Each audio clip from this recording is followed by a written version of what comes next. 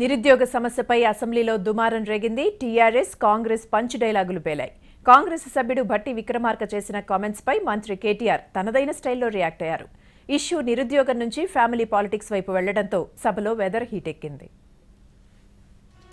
Budget session గరంగరంగా నడుస్తోంది.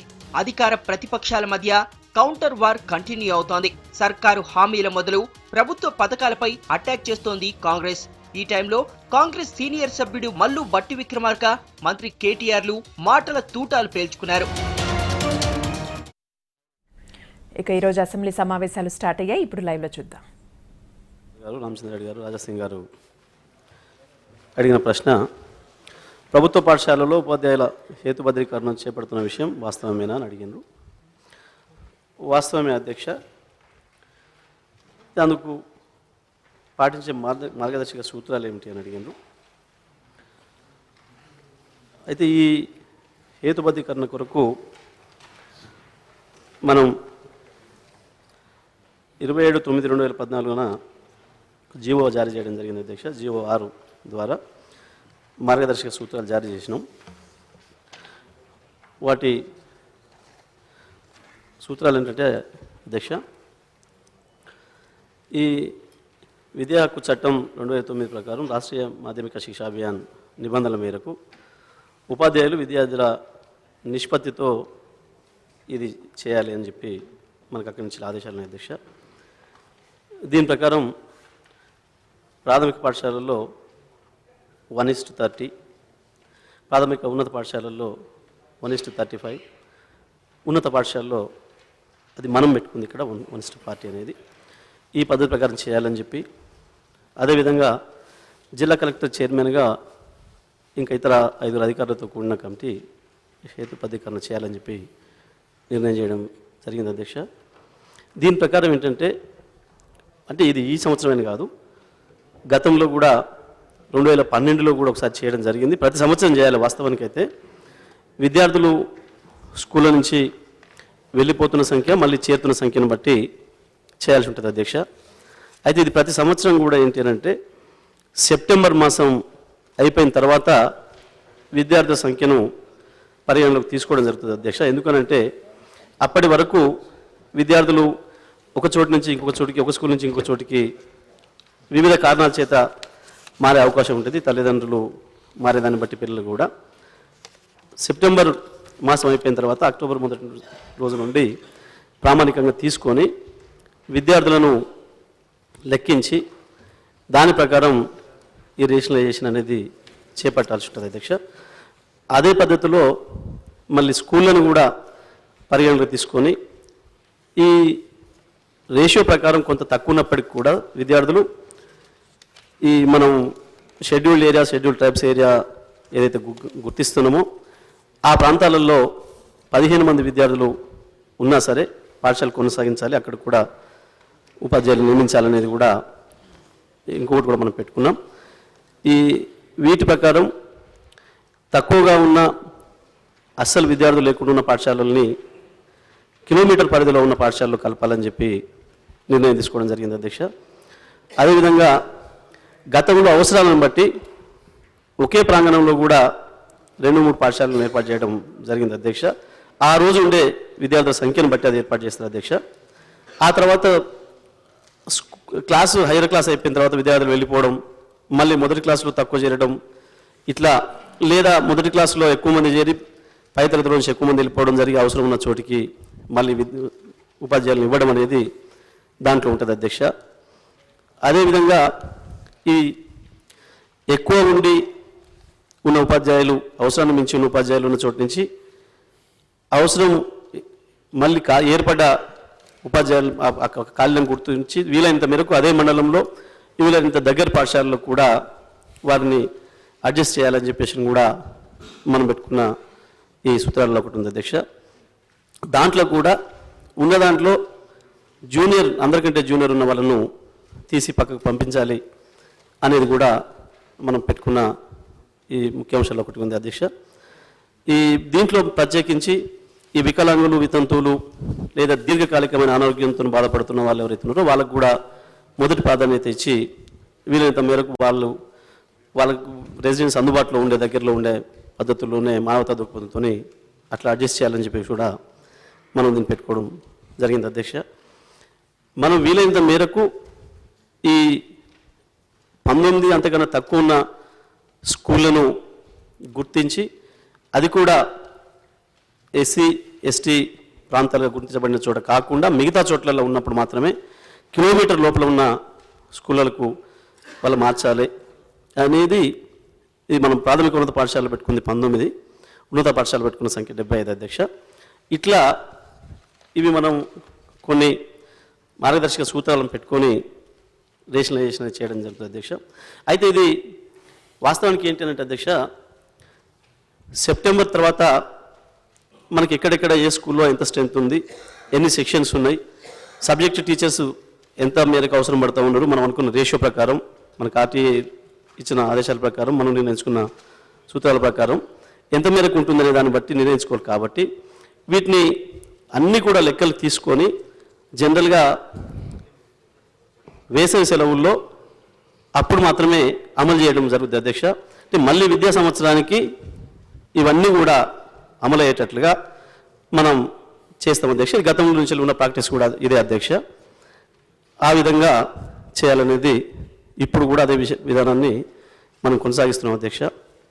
అట్లాగే మూడో ప్రశ్న, ప్రభుత్వ పాఠశాలల్లో విద్యార్థుల సంఖ్య పెంచేందుకు తీసుకున్న చర్యలు ఏమిటని కూడా వారు అడగడం జరిగింది అధ్యక్ష.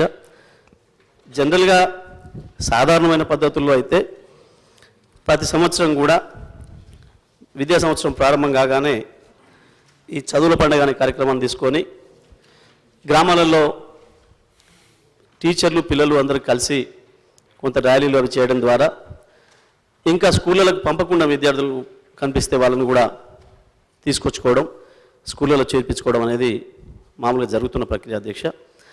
అది ఈ సంవత్సరం కూడా మనం దానికి ఒక నామకరణం కూడా చేసుకొని మరి తెలంగాణకు మనందరికీ మార్గదర్శకం చూపిన ఆచార్య కొత్తపల్లి జయశంకర్ గారు వారి పేరును ఈ కార్యక్రమానికి జోడించి ఈ సంవత్సరం ఆచార్య కొత్తపల్లి జయశంకర్ బడి చదువుల పండుగ అని చెప్పి, బడి పండుగ అని చెప్పి దాన్ని నామకరణం చేసుకొని ఆ ప్రక్రియను కొనసాగించిన అధ్యక్ష. ఈ రకంగా ప్రభుత్వ పాఠశాలల్లో విద్యార్థుల సంఖ్యను పెంచడానికి ప్రతి ఒక్కరికి, ఏ చిన్న గిరిజన గ్రామమైనా గిరిజన గూడమైనా ప్రతి ఒక్కరికి విద్యను అందించే దాని కొరకు చేయాల్సిన చర్యలన్నింటినీ కూడా మన ప్రభుత్వం చేపట్టింది అధ్యక్ష.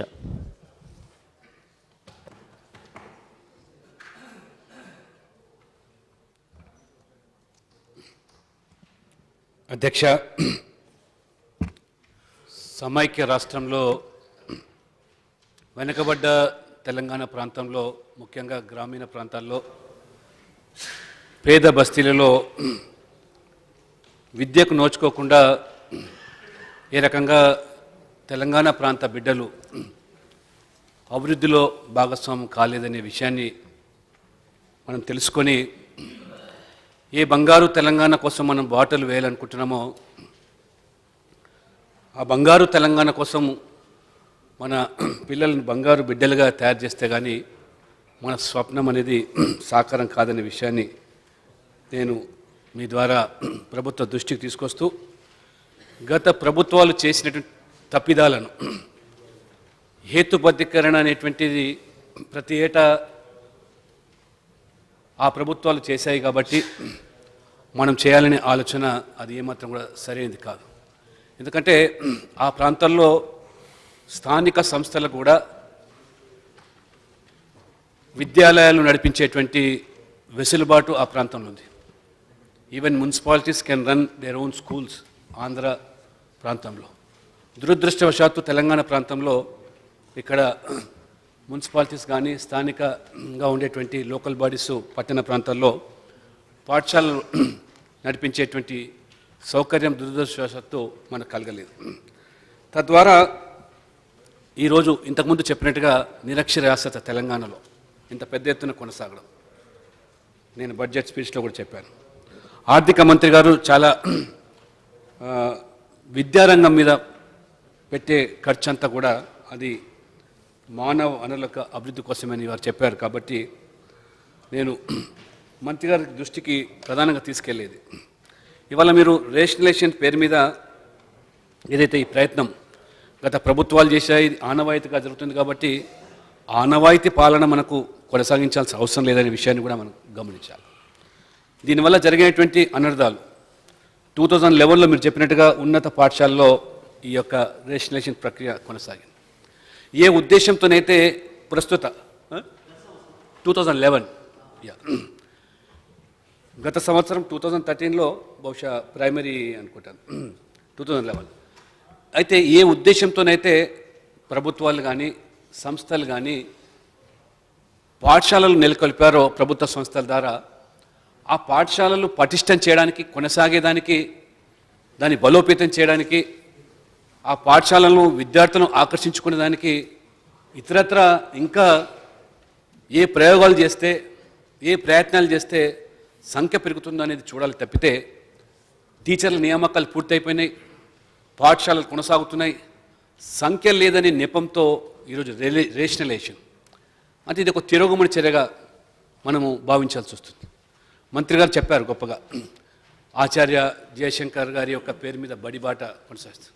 వాస్తవంగా నిజంగా చిత్తశుద్ధితో కనుక ఈ బడిబాట కార్యక్రమం కనుక కొనసాగినట్టయితే ఖచ్చితంగా ఇవాళ ఏదైతే కనీసమైన విద్యకు నోచుకోకుండా, ఆర్థిక స్తోమత లేకుండా కూలికి పంపిస్తే 10 రూపాయలు వస్తుంది అనేటువంటి ఒక ఆలోచనతో పేద కుటుంబాలు ఈరోజు పనికి పంపిస్తున్నారో వాళ్ళను ఈరోజు ఆకట్టుకునే ప్రయత్నం చేయడంలో ఇటువంటి బడిబాటలు ఇంకా కేవలం ప్రభుత్వం వైపు నుంచే కాకుండా అనేకమైనటువంటి సామాజిక సంస్థలు ఇందులో వినియోగం చేసి, భాగస్వామ్యం చేసి పిల్లలను ఆకట్టుకునే ప్రయత్నం చేయాలి.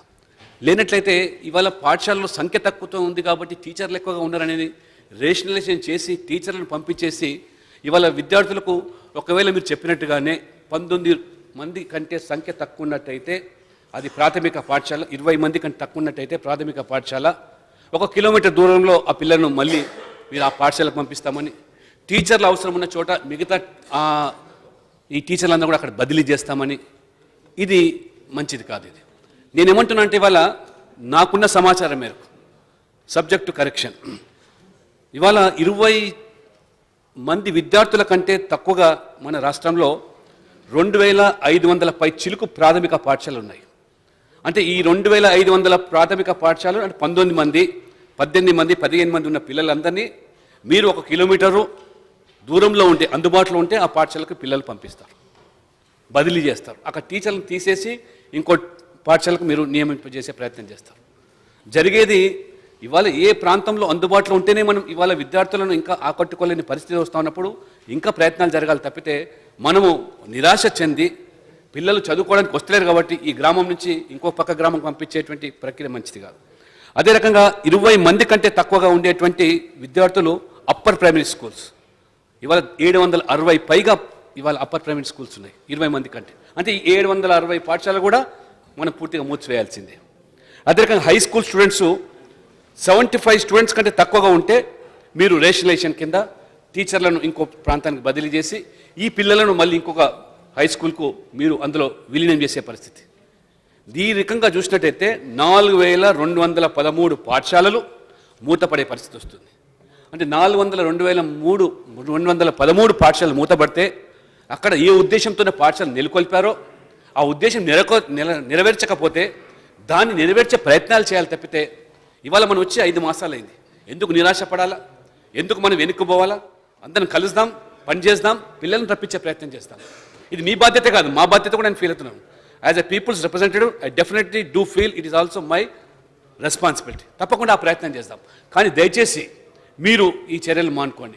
ఈ బడులు పాఠశాలను మానేసేసి టీచర్లను బదిలీ చేస్తా అంటే కొత్త టీచర్లు ఇవాళ డిఎస్సి రిక్రూట్మెంట్ కోసం ఇవాళ నిరుద్యోగ యువకులు ఎదురు చూస్తూ ఉంటే వాళ్ళకు కూడా ఇది ఆశానిపాతంగా ఉంటుంది.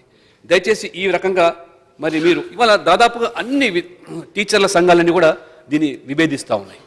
కాబట్టి మీరు ఈ రకంగా మరి ముఖ్యంగా మీరు చెప్పారు ఏజెన్సీ ప్రాంతాల్లో, గిరిజన ప్రాంతాల్లో 10 మంది పిల్లలు వచ్చి చదవడమే కష్టం. కాబట్టి మీరు 15 వరకు మీరు ఏదో రిలాక్సేషన్ ఇస్తున్నాము, మిగతా ప్రాంతాల్లో 19, 20 వరకు ఉంటే పర్వాలేదు, గిరిజన ప్రాంతాల్లో 15 వరకు ఉంటే సరిపోతుంటే 10 మంది రావడమే కష్టం. కాబట్టి ఇక్కడ అనేక మంది ఎస్టీ ఎమ్మెల్యేస్ ఉన్నారు, మీకు తెలుసు వాస్తవ ప్రాక్టికల్ ప్రాబ్లమ్స్. వాళ్ళకి ఎట్లా చదువు అందుబాటులో తీసుకొచ్చే ప్రయత్నం చేద్దాం. కాబట్టి ఈ 15 మంది రాలేదు కాబట్టి టీచర్లు ఇక్కడి నుంచి పంపించేసి ఈ 15 మందిని ఇంకొక ప్రాంతంలో ఉన్నటువంటి దానికి బదిలీ చేస్తామంటే ఈ రకంగా మనము బంగారు తెలంగాణ నిర్మాణంలో ఇది ఏమాత్రం నేను ఎందుకంటే హైదరాబాద్కి వచ్చేసరికి 450 పాఠశాలలు మూతపడుతున్నాయి. హైదరాబాద్లో ఈ పరిస్థితి ఉంటే ఇంకా గ్రామాల్లో ఆలోచన చేసుకోండి మీరు. హైదరాబాద్లో ఇవాళ 38 లక్షల చైల్డ్ లేబర్స్ బాల కార్మికులు.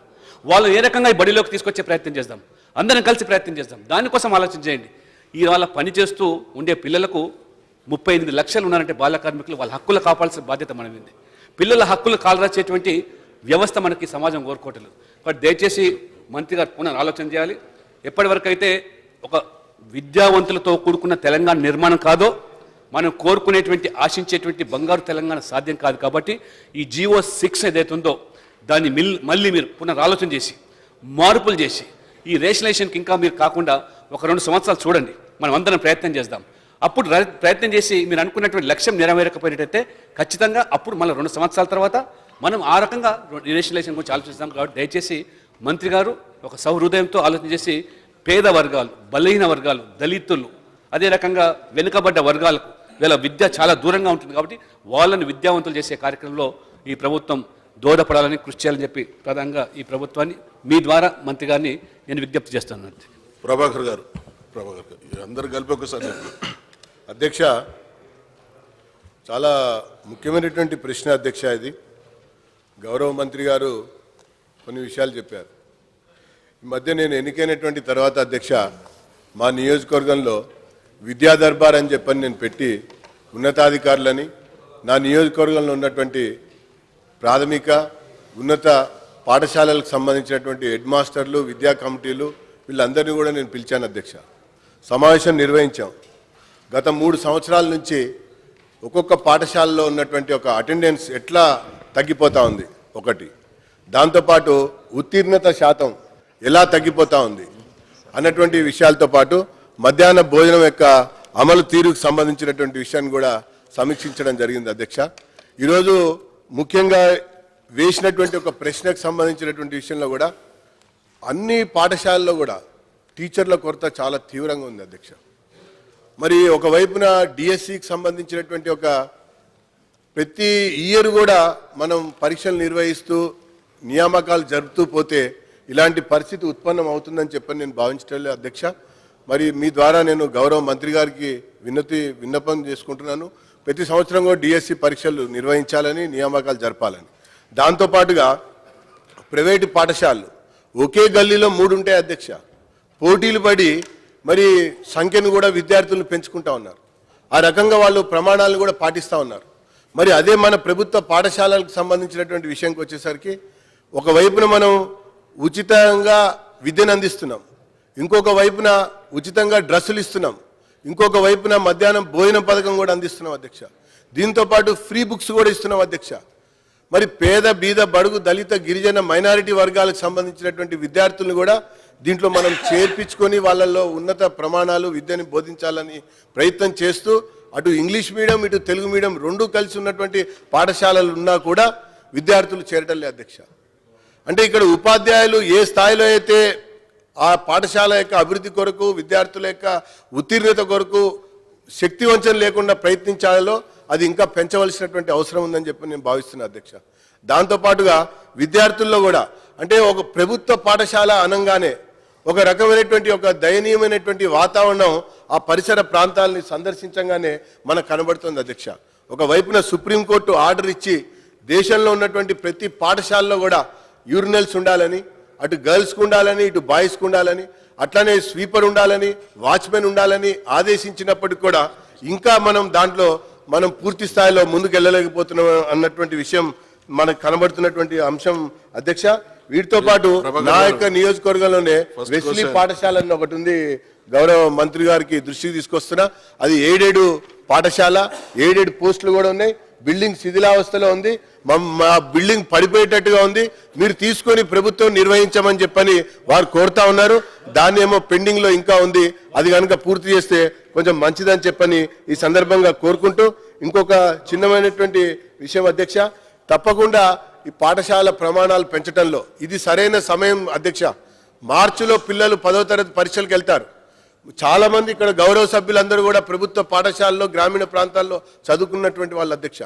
మరి ఉన్నత ప్రమాణాలతో పాటు ఉత్తీర్ణత శాతం పెంచడం కొరకు స్టూడెంట్స్ని స్పెషల్గా కౌన్సిలింగ్ చేయడం ద్వారా రేపు 10th క్లాసులో మన యొక్క బంగారు తెలంగాణలో కనీసం అన్ని పాఠశాలలో కూడా 80% వరకు ఉత్తీర్ణత ఉండేటువంటి విధంగా మన గౌరవ ముఖ్యమంత్రి మంత్రి గారు చర్యలు తీసుకుని ఆ రకంగా ముందుకు తీసుకెళ్తారని చెప్పని నేను ఈ సందర్భంగా కోరుకుంటున్నాను అధ్యక్ష. కిషన్ రెడ్డి గారు.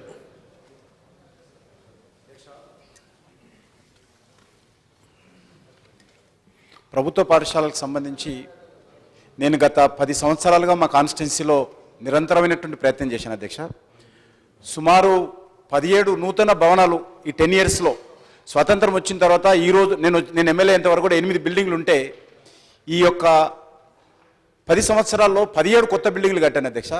ఒక బిల్డింగ్ అయితే అడ్మిషన్స్ అప్పుడు గవర్నమెంట్ స్కూల్లో అడ్మిషన్ టైంలో క్యూ కోసము పోలీసులను పిలవాల్సిన పరిస్థితి వస్తుంది గవర్నమెంట్ స్కూల్. మనం అందరం అంకిత భావంతో ప్రయత్నం చేస్తే గవర్నమెంట్ స్కూల్ ఫంక్షనింగ్ కోసం ఈరోజు కిషన్ రెడ్డి స్కూల్ అని అంటారు, గవర్నమెంట్ స్కూల్ అన్నారు అధ్యక్ష, కిషన్ రెడ్డి స్కూల్ అని అంటారు అధ్యక్ష, ఇంగ్లీష్ మీడియం స్కూలు. ఇప్పుడు ఫస్ట్ క్లాస్లో ABCD, సెకండ్ క్లాస్లో ABCD, గవర్నమెంట్ స్కూల్లో 1400 మంది స్ట్రెంత్ అధ్యక్ష, 1400 మంది. చుట్టుపక్కల ప్రైవేట్ స్కూళ్ళని క్లోజ్ చేశారు అధ్యక్ష, ప్రైవేట్ స్కూళ్ళని క్లోజ్ చేశారు. నా దగ్గర 10th క్లాస్ 100% పాస్ అవుతారు అధ్యక్ష. టాప్ సిటీలో టాపర్స్ గవర్నమెంట్లు 10th క్లాస్లో మా స్కూల్లో ఉంటారు అధ్యక్ష. కాబట్టి మనందరం కూడా గవర్నమెంట్ కూడా సహకరించి ఇప్పుడు ఏం చేయాలి అధ్యక్ష, ఇప్పుడు ప్రాబ్లం ఏంటంటే 1400 మంది పిల్లలు, టాయిలెట్స్ ఉంటాయి అధ్యక్ష, బస్తీల నుంచి వస్తారు, టాయిలెట్స్ ఎట్లా పోవాలో కూడా తెలియదు, 10 నిమిషాల్లో టాయిలెట్స్ పడైపోతాయి అధ్యక్ష. మళ్ళీ ఒకసారి క్లీన్ చేసిన నిరంతరం 1400 మంది పిల్లలు ఉంటే టాయిలెట్స్ క్లీనింగ్ కోసం వ్యవస్థ లేదు అధ్యక్ష. నేను నా జీతం నుంచి సాలరీ ఇస్తున్నాను అధ్యక్ష టాయిలెట్స్ క్లీనింగ్ కోసం ఆ స్కూల్లో. కాబట్టి చిన్న చిన్న విషయాలు వాచ్మెన్ కోసం, లేకపోతే వాచ్మెన్ కోసం రూమ్ కట్టించి ప్రైవేట్ డబ్బులతోటి రూమ్ కట్టించి వాచ్మెన్ పెట్టాను. కాబట్టి చిన్న చిన్న వాచ్మెన్ కావచ్చు, టాయిలెట్స్, ఎందుకంటే 1400 మంది పిల్లలు ఒకసారి క్లీన్ చేస్తే సరిపోతుంది అధ్యక్ష, ఎందుకంటే పిల్లలకు తెలియదు, ఎంట్రన్స్ కానీ పోతారు. కాబట్టి పోయినప్పుడు నిరంతరమైనటువంటి ఒక వ్యక్తి పెద్ద స్కూళ్ళల్లో టాయిలెట్స్ పరిశుభ్రం చేయడం కోసం పెట్టాల్సిన అవసరం ఉంది. ఈ రకంగా ఎందుకు ఇప్పుడు అమ్మాయిలు అయితే టాయిలెట్స్కి వెళ్ళారు అధ్యక్ష, ఎందుకంటే చాలా భయంకరంగా ఉంటాయి, వాటర్ తాగరు, టాయిలెట్స్కి వెళ్ళరు, అనారోగ్యానికి గురవుతారు. ఈ రకమైనటువంటి విషయాల పట్ల దృష్టిని కేంద్రీకరించాలి. అదేవిధంగా మా దగ్గర ఈరోజు ప్రైవేటు ఎయిడెడ్ స్కూల్ ఉంది అధ్యక్ష, డిఫంక్ అయిపోతే, మేనేజ్మెంట్ డిఫంక్ అయిపోతే last 7 years government take over చేసింది. మా డిస్ట్రిక్ట్ DEO గారు దానికి స్పెషల్ ఆఫీసర్గా రిక్రూట్ చేశారు, ఆయన ఉన్నాడు ఇప్పుడు. కానీ అక్కడ 220 మంది స్ట్రెంత్ ఉంటే 3 టీచర్లు ఉన్నారు అధ్యక్ష. ఏంటంటే గవర్నమెంట్ స్కూల్ కాదు, ఎయిడెడ్ స్కూల్ ఎందుకు మనం టేకప్ చేశాము, గవర్నమెంట్ టేకప్ చేసింది, స్పెషల్ ఆఫీసర్ ఉన్నాడు. కానీ మనము విద్యా వాలంటీర్స్ కూడా పెట్టలేకపోతున్నాం అధ్యక్ష. ఈ రకమైన కొంత నేను మొన్న ముఖ్యమంత్రి గారితో కూడా చెప్పాను, ఈ గవర్నమెంట్ స్కూల్స్ ఏవైతే ఉన్నాయో జిల్లాల వారీగా గవర్నమెంట్ స్కూల్ యొక్క పరిస్థితులు మెరుగుపరచడం కోసం మీరు స్థానికంగా ఉన్నటువంటి అన్ని జిల్లాల శాసనసభ్యులతో ప్రత్యేక సమావేశాలు నిర్వహిస్తే తప్పకుండా స్కూల్స్ మెరుగుపరచు. కొన్ని మన ఎమ్మెల్యేలు అందరం కూడా ఏదైతే పార్లమెంట్ సభ్యులు కొన్ని గ్రామాలు ఆదర్శంగా తీసుకున్నారో, మన ఎమ్మెల్యేలు అందరం కూడా మన నియోజకవర్గాల్లో 2-3 స్కూల్స్ ఆదర్శంగా తీసుకొని ఆ స్కూల్స్ డెవలప్మెంట్ చేస్తే గవర్నమెంట్ స్కూళ్ళ పట్ల ప్రజలకు విశ్వాసం పెరుగుతుంది. ఈరోజు నా దగ్గర నిష్ఠూరం అవుతారు అధ్యక్ష, మా స్కూళ్ళలో అడ్మిషన్ దొరకకపోతే, గవర్నమెంట్ స్కూళ్ళల్లో అడ్మిషన్ దొరకకపోతే నిష్ఠూరమై కోపించుకొని తిట్టుతుంటాను. ఆ రకమైనటువంటి పరిస్థితి అంతటా రావాలా, ఆ రకంగా మంచి స్కూళ్ళు నిర్వహించడం కోసం కృషి చేయాలని మీ ద్వారా ప్రభుత్వాన్ని కోరుతా ఉన్నాను అధ్యక్ష. రామచంద్రరెడ్డి గారు. స్ట్రైట్ 1 అర్ధగంట అయింది. మొదటి ప్రశ్న అధ్యక్ష, ఇది ఇంపార్టెంట్ క్వశ్చన్ కదా అధ్యక్ష. విద్యార్థులు మంచిగా చదువుకొని సమాజంలో ఒక ఉన్నత స్థానంలో ఎదగడానికి అవకాశం కల్పించాల్సినటువంటి కనీస బాధ్యత ఈ ప్రభుత్వాలదనేది మనము గుర్తెరగాలని నేను ప్రార్థిస్తున్నాను అధ్యక్ష, మీ ద్వారా విద్యాశాఖ మాత్యుల్ని. అధ్యక్ష, అయితే రేషనలైజేషన్ పేరుపైన ఈనాడు చెప్పినటువంటి మంత్రి గారు చెప్పినటువంటి విషయంలో ఈనాడు మన రాష్ట్రంలో 28,727 పాఠశాలలు ఉన్నాయి అధ్యక్ష. 1,28,000 మంది టీచర్స్ ఉన్నారు అధ్యక్ష. దీంట్లో 2,528 ప్రైమరీ స్కూల్స్ ఈనాడు వారు ఇచ్చినటువంటి పథకం ద్వారా చేసినట్టయితే క్లోజ్ అయ్యే పరిస్థితి ఉంది అధ్యక్ష. 924 హై స్కూల్స్ క్లోజ్ అయ్యే పరిస్థితి ఉంది అధ్యక్ష. ఈనాడు టీచర్లు మనకు కావాల్సినటువంటి టీచర్లు ఎవరైతే సెకండరీ గ్రేడ్ టీచర్సు 10,033 మంది ఈనాడు కూడా మనకు తక్కువ ఉన్నారు అధ్యక్ష. దయచేసి అర్థం చేసుకోండి అధ్యక్ష, 10,033 మంది టీచర్స్ లేకుండా మన విద్యాబోధన నడుస్తుందంటే ఏ రకంగా మన ప్రభుత్వం ఆలోచిస్తుందో ఒక్కసారి ఆలోచించమని మనవి చేస్తున్నాను అధ్యక్ష. అదే రకంగా సెకండరీ గ్రేడ్ గిట్ట తీసుకున్నట్టయితే 2783 మంది టీచర్స్ ఇప్పటికి కూడా తక్కువ షార్టేజ్ ఉన్నారు అధ్యక్ష. 8, 9, 10వ తరగతి తీసుకున్నట్టయితే కనీసం 3000 ఉంటారు అనుకుంటాను అధ్యక్ష. 15000 మంది టీచర్స్ షార్టేజ్ తోని ఈనాడు విద్యా బోధన నడుస్తుందంటే అదే చెప్తున్నాను అధ్యక్ష. విద్యా వాలంటీర్స్ ని గత ప్రభుత్వం విద్యా వాలంటీర్స్ ఉన్నటువంటి దాన్ని మీరు తీసేసి బిజినెస్ అధ్యక్ష, ఇది ఇంపార్టెంట్ క్వశ్చన్ కదా అధ్యక్ష. అన్ని ఇంపార్టెంటే కదా సార్. విద్యా అధ్యక్ష, ఇది ఉంటేనే సమాజం బాగుంటుంది అధ్యక్ష. సమాజంలో ఉన్నతమైనటువంటి స్ట్రేట్ గా ప్రశ్నించండి.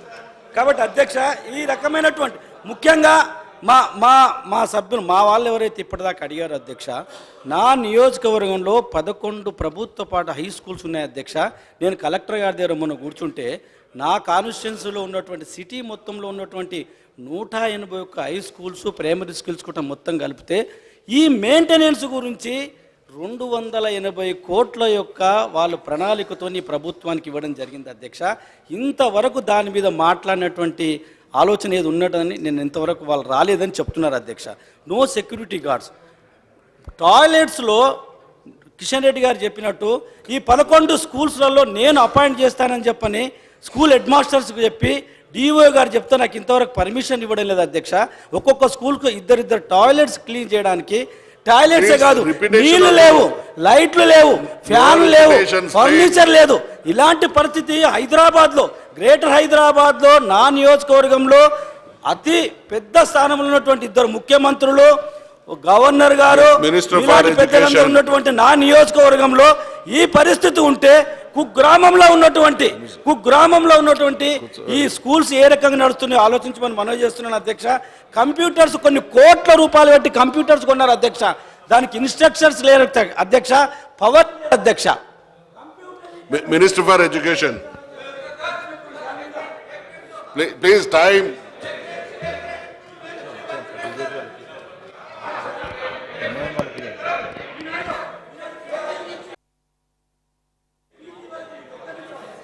కూర్చోండి 1 సెకండ్లో, 1 నిమిషంలో క్లోజ్ చేయండి. మీరు కూర్చోండి. రామచంద్ర రెడ్డి గారు కంటిన్యూ చేయండి. 1 నిమిషంలో క్లోజ్ చేయండి. అధ్యక్ష, కేజీ నుంచి పీజీ వరకు మనం ఏదైతే విద్యాబోధన అని చెప్పని ముఖ్యమంత్రి గారు చెప్పినటువంటిది ఉందో అధ్యక్ష, ఇప్పటికి కూడా 15 యాజమాన్యాలతో మన స్కూల్స్ నడుస్తున్నాయి అధ్యక్ష. దయచేసి చెప్తున్నాను, విద్యాశాఖ మంత్రులు గారు వినాల్సిందిగా కోరుతున్నా. మండలం కానీ, జిల్లా పరిషత్ కానీ, ప్రభుత్వ పాఠశాలలు కానీ, ఎయిడెడ్ కానీ, రెసిడెన్షియల్ కానీ, ఐటీడీఏ కానీ, కస్తూరిబా కానీ, ఆదర్శ పాఠాలు మొదలైనటువంటివి 15 రకాల యొక్క యాజమాన్యాలతో మన స్కూల్స్ నడుస్తున్నాయి అధ్యక్ష. ఈ 15 రకాలైనటువంటి దాంట్లో ఫ్రీ ఎడ్యుకేషన్ అధ్యక్ష.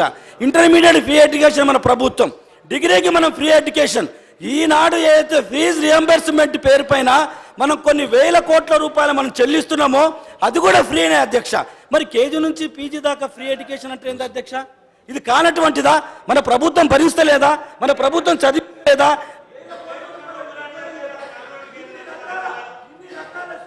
సార్ 10 ప్రశ్నలు నడవాలి సార్. ప్రశ్న వాళ్ళకి మీరు ఎంత ఉదారంగా వ్యవహరిస్తూ ఇస్తే సార్, కొత్త సభ్యులు చాలా మంది ఉన్నారు సార్. రామచంద్ర రెడ్డి గారు అదే చెప్పండి. చెప్తున్నాను అధ్యక్ష. 20 ఎందుకు మంత్రి అధ్యక్ష, మంత్రి గారు చెప్తారు కదా. ఇప్పుడు 28,700 అధ్యక్ష, 28,727 ఏదైతే పాఠశాలలు ఉన్నాయో అవి కేజీ నుంచి పీజీ దాకా ఉండదా?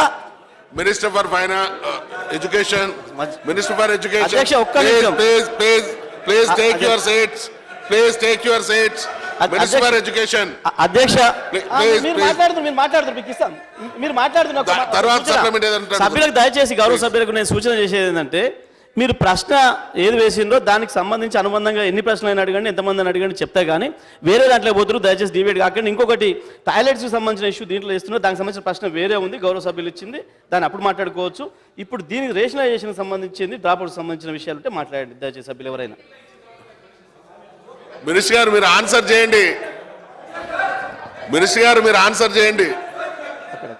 అక్కడ ఓకే రైట్. లక్ష్మణ్ గారు,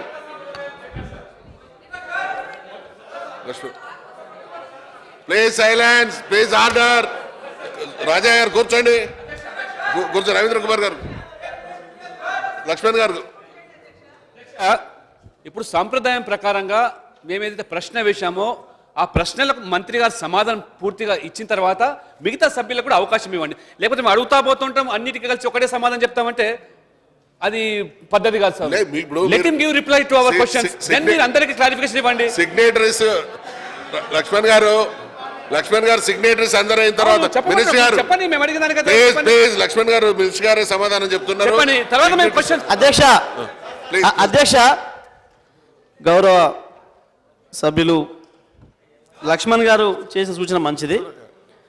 ఎందుకంటే ఎవరైతే ప్రశ్న ముందు వేస్తారో వాళ్ళకి అవకాశం ఇవ్వడం అనేది కూడా మంచి సంప్రదాయమే. అది తప్పకుండా అది గతంలో కూడా ఉందని అనుకుంటున్నాను నేను.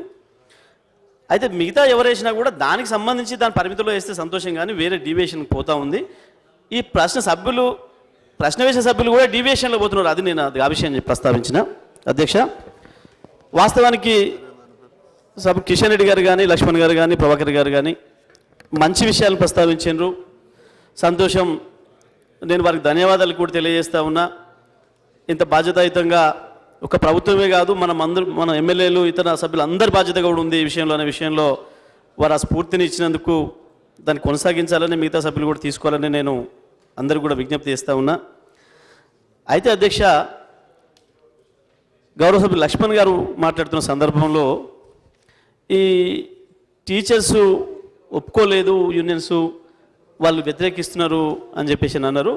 అది కరెక్ట్ కాదు అధ్యక్ష. టీచర్స్ యూనియన్స్ అన్ని యూనియన్లతో పిలిచి ప్రతి ఒక్కరు 5-10 మంది సభ్యులు ఉన్న యూనియన్లను కూడా పిలిచి మొత్తం 40 యూనియన్లను పిలిచి వాళ్ళందరి సమక్షంలోనే మాట్లాడి సమావేశం అయిపోయిన తర్వాతనే ఏకగ్రీవంగానే నిర్ణయం తీసుకున్నాం అధ్యక్ష.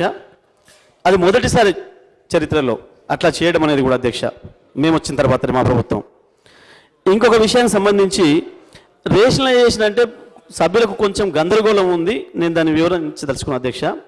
రేషనలైజేషన్ అంటే ఉన్నాయని తీసేయడం కాదు అధ్యక్ష, లేని చోటికి ఇవ్వడం అనే విషయాన్ని కూడా గుర్తుపెట్టుకోవాలి గౌరవ సభ్యులు. ఉదాహరణకు ఒక స్కూల్లో 20 మంది విద్యార్థులు ఉన్నారు అధ్యక్ష, 10 మంది టీచర్లు ఉన్నారు అధ్యక్ష. అది ఎట్లా కరెక్ట్ అవుతుందో మనం కూడా ఆలోచన చేసుకోవాలి. అయితే అది ఎందుకు ఏర్పడ్డది, ఆ పరిస్థితికి కారణం ఏంది అనే విషయాల నేను పోవడం లేదు. ఆనాడున్న పరిస్థితులలో అప్పుడు విద్యార్థులు ఎక్కువ ఉండనేమో, అందుకని చెప్పి అక్కడ పోస్టులు శాంక్షన్ అయ్యి ఉండవచ్చు. పోస్ట్ శాంక్షన్ అయింది కాబట్టి టీచర్స్ అక్కడికి కౌన్సిలింగ్ ద్వారా వెళ్ళి ఉండవచ్చు. కానీ తర్వాత కాలంలో ఆ సంఖ్య, విద్యార్థుల సంఖ్య తగ్గి ఉండవచ్చు. ఉదాహరణకు చివరి తరగతి ఏదైతే ఉంటుందో అక్కడ అందులో 50 మంది బయటికి వెళ్ళిపోతే ఆ మొదటి తరగతి ఏదైతే ఉంటుందో చేరేది దాంట్లో 10 మంది 15 మంది చేరి ఉండవచ్చు. ఇట్లాంటి వివిధ కారణాలు లేదా ఇతర కారణాల వల్ల తల్లిదండ్రులు షిఫ్ట్ అవ్వడం వల్ల కూడా పిల్లలు వెళ్ళిపోయి ఉండవచ్చు. నేను గతంలో ఇట్లా ఉంది అట్లా ఉంది అని నేను విమర్శ చేయదలుచుకోలేదు, దాని జోలికి పోవడం లేదు. ఇవాళ ఉన్న వాస్తవ పరిస్థితి ఏందో దృష్టిలో పెట్టుకొని దీన్ని ప్రభుత్వం మన డబ్బు వృధా కాకుండా ఆ ఉపాధ్యాయులందరినీ సరైన పద్ధతిలో వినియోగించుకొని ఒక మంచి విద్యను అందించడం కొరకు ఏం చేద్దామనేది ఈ రేషనలైజేషన్ యొక్క అసలు ఉద్దేశం అధ్యక్ష. ఇది ఏ ప్రభుత్వం ప్రవేశపెట్టినా ఎవరు ప్రవేశపెట్టినా అది సదుద్దేశం, మంచి ఉద్దేశం అధ్యక్ష. మరి మంచి పనిని కొనసాగించుకోవాల్సిన అవసరం మనకు ఉంటుంది తప్ప అది ఎవరో చేసింది కాబట్టి మనం వదిలేద్దామని మా ప్రభుత్వం భావించడం లేదు అధ్యక్ష. అది అవసరం కూడా ఉంటుంది. ఇప్పుడు ఒక్కొక్క డిపార్ట్మెంట్ కూడా కొన్ని సందర్భాల్లో ప్రత్యేకంగా అవసరాన్ని బట్టి డిపార్ట్మెంట్ ఏర్పాటు చేస్తున్నారు, మళ్ళీ రద్దు చేస్తున్నారు ఆ పర్పస్ అయిపోయిన తర్వాత. అట్లా ఇక్కడ కూడా మనం రేషనలైజేషన్ అంటేనే దాంట్లో ఒక పద్ధతి ప్రకారం వ్యవస్థను నిర్వహించుకోవడం. 10 మంది టీచర్లు ఉండి 20 మంది విద్యార్థులు ఉన్న చోట నుంచి అవసరమైన వాళ్ళనే ఉంచి మిగతా వాళ్ళని తీసివేయడం.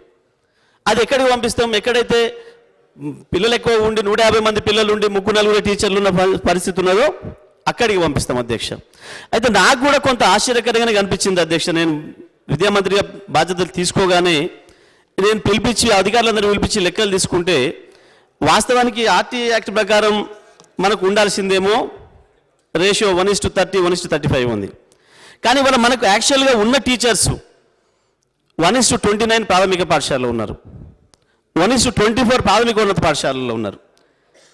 రేషియో చూస్తేనేమో ఉపాధ్యాయులు ఎక్కువగా ఉన్నట్టే కనబడతా ఉంది. కానీ అక్కడ ప్రాక్టికల్గా చూస్తే చాలా స్కూళ్ళల్లో మాకు టీచర్స్ లేరు, మాకు తక్కువ ఉన్నారు అని చెప్పి నాకు విజ్ఞప్తులు వస్తున్నాయి ఎక్కడికి వెళ్ళినా. అది ఎందుకు జరిగింది ఇది అని పరిశీలిస్తే ఆనాడున్న పరిస్థితులలో ఎక్కడి నుంచి అయితే ఒక డిమాండ్ వస్తే అది ఎంత గిరిజన గ్రామం అయినా లేదా ఇంకొకటైనా ఇతర హ్యామ్లెట్స్ అయినా అక్కడ డిమాండ్ వచ్చినప్పుడు వెంటనే ఆ రోజుల్లో ఉన్న పరిస్థితులను బట్టి అనుమతించిండ్రు. ప్రభుత్వం పాఠశాలను ఏర్పాటు చేసింది. అది ఆనాడు మంచి ఉద్దేశంతోనే ఏర్పాటు చేసిండ్రు. దాన్ని ఎవరు కూడా తప్పడానికి లేదు. అయితే ఇక్కడ కౌన్సిలింగ్ ద్వారా ఉపాధ్యాయులు 2 సంవత్సరాలు కాగానే కౌన్సిలింగ్ ప్రక్రియలోకి వచ్చేసి దగ్గర ప్రాంతాలకు వెళ్ళి జాయిన్ అయిన పరిస్థితులలో ఈ కొంత గందరగోళం ఏర్పడింది. దాని ద్వారానే ఈ బ్యాలెన్స్ తప్పింది, ఇన్బ్యాలెన్స్ వచ్చింది. 40 మంది విద్యార్థుల చోట 10-15 మంది ఉపాధ్యాయులు ఉండడు, 200 మంది విద్యార్థులు ఉన్న చోట 5-6 ఉపాధ్యాయులు ఉండడు, 4 ఉపాధ్యాయులు ఉండడు అనే ఈ తేడా ఏదైతే ఉందో ఇది వాస్తవానికి ప్రతి సంవత్సరం కూడా మారుతుంది. ఎప్పుడు ఒకే తీరుగా ఉండదు. ఎందుకంటే విద్యార్థులు జాయిన్ అవుతుంటారు, బయటికి వెళ్ళిపోతుంటారు. ఆ కారణాల చేత ఈ ఇన్బ్యాలెన్సెస్ ఏర్పడతాయి. దాన్ని సరి చేసుకోవడం కొరకే ఈ రేషనలైజేషన్ అనే ప్రక్రియ. ఈ ప్రక్రియ ఉద్దేశం మంచిదే, ఇది తప్పేం కాదు. ఎవరు ప్రవేశపెట్టినా మంచి ఉద్దేశం. ప్రభుత్వం నిర్వహించాల్సిన పద్ధతే అది. అవసరం ఉన్న చోటనే పెట్టుకోవాలి. ఎందుకంటే మనం ఇచ్చిన శాలరీస్ కూడా తక్కువ కాదు, మంచి శాలరీసే ఉన్నాయి మన ప్రభుత్వ పాఠశాల ఉపాధ్యాయులకు.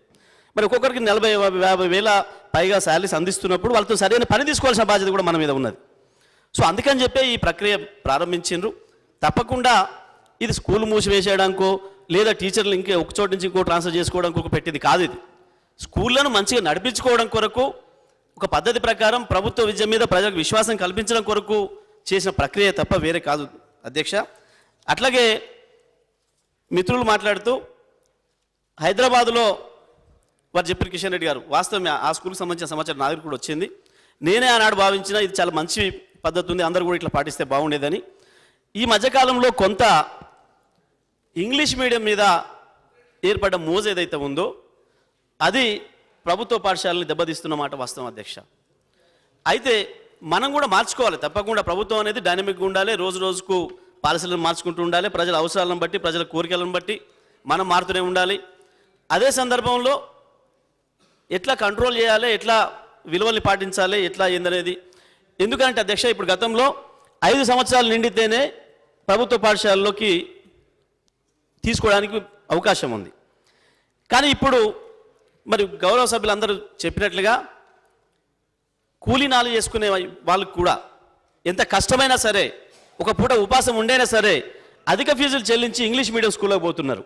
3 సంవత్సరాలకే వాళ్ళ పిల్లల్ని పాఠశాలలో చేరుస్తున్నారు. అది మన ప్రభుత్వ పాఠశాలలో కూడా ఇంగ్లీష్ మీడియం ప్రవేశపెడితే మనం కూడా 3 సంవత్సరాలకి అనుమతిస్తే బాగా ఉంటుంది అనేది ఈ మధ్యకాలంలో చాలా మంది సభ్యులని సూచనలు వస్తూ ఉన్నాయి, సమాజం నుంచి కూడా విజ్ఞప్తులు వస్తూ ఉన్నాయి. అది కూడా ప్రభుత్వ పరిశీలనలో ఉంది.